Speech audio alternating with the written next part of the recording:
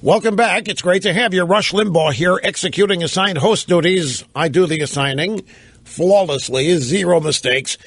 Here's Jerry Jones this morning in Dallas on the radio talking about Governor Chris Christie being an omnipresent guest in the owner's box at Cowboys games. He's a Cowboy fan through and through. I met him through the Cowboys, and I'm excited about it.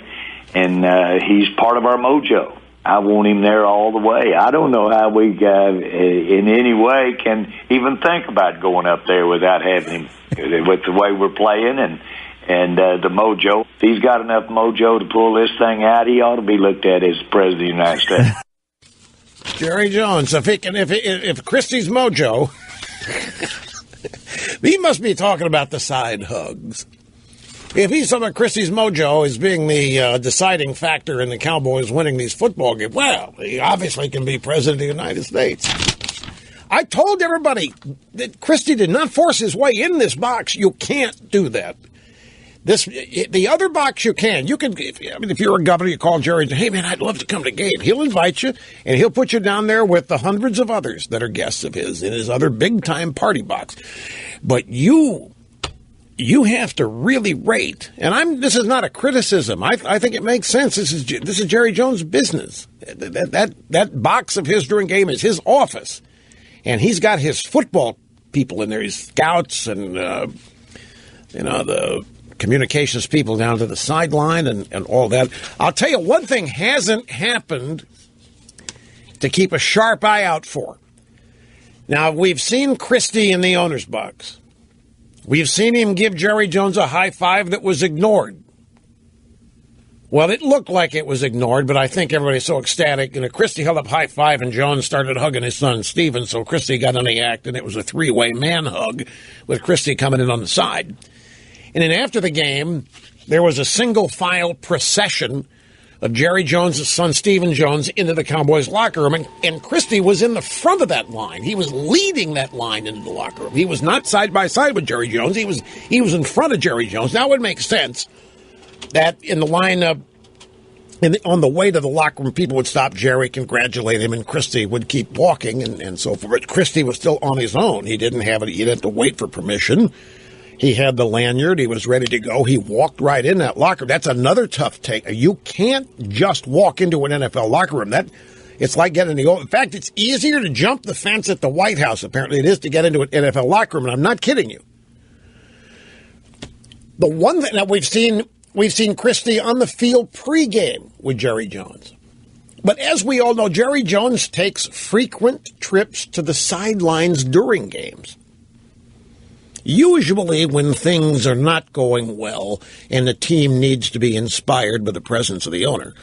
Now, the next game is at high noon Central Time, Lambeau Field, where it's going to be between 3 and 10 degrees on Sunday. No snow in the forecast. That's for Saturday and Monday, but on Sunday it's supposed to be just this bone-chilling cold.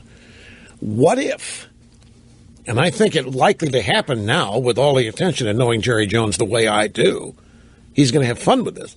I think if Jerry Jones sees the need to visit the Cowboys sideline during the game, so like near the end of the first half, he'll take Christie with him. And they'll both be down there on the sideline. And then you wait.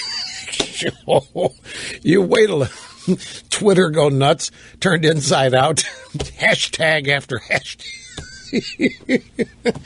I mean, Jerry Jones of Barnum Bailey here at P.T. Barnum. He's got this all working exactly the way he wants. I mean, the NFL, stop and think about it. Here we've got, for NFL fans, this is the absolute best weekend of the season. You've got the divisional championship games or the playoff games here. Now, on Saturday, and you know what's interesting about this? This from an inside baseball media standpoint. Arguably, the best games on Saturday and Sunday are the early games, not in prime time. The early game Saturday is the Patriots and Ravens. You'd think normally that'd be the night game on Saturday, but geography is a problem. You got two teams that play in the Pacific time zone. That presents a problem. So on Saturday night, prime time, the Seattle Seahawks and the Carolina Panthers. Saturday night, okay. Still, it's big weekend. And on Sunday, the Cowboys are not in the late game? The Cowboys are at high noon, Central Time, 1 o'clock? 1 o'clock is purgatory in the NFL. When they schedule you at 1 o'clock, it means your game doesn't matter during the regular season. Well, not that, but you fans know what I mean. And yet, here we go. 1 o'clock Eastern Time, it's the Cowboys and the Packers. And the late game is, and the NFL thinks this is the big attraction of the weekend, Peyton Manning and Andrew Luck. The Broncos and the Coats, as Phil Simms says. So, it's weird scheduling. But this is the Nirvana weekend. 4 games. No wild card games. These are actual playoff games. And what's everybody talking about in the NFL? What is it? What they're talking about is Chris Christie in Jerry Jones' box and the officiating in the Dallas-Detroit game. That's what everybody, those are the 2 primary topics in social media.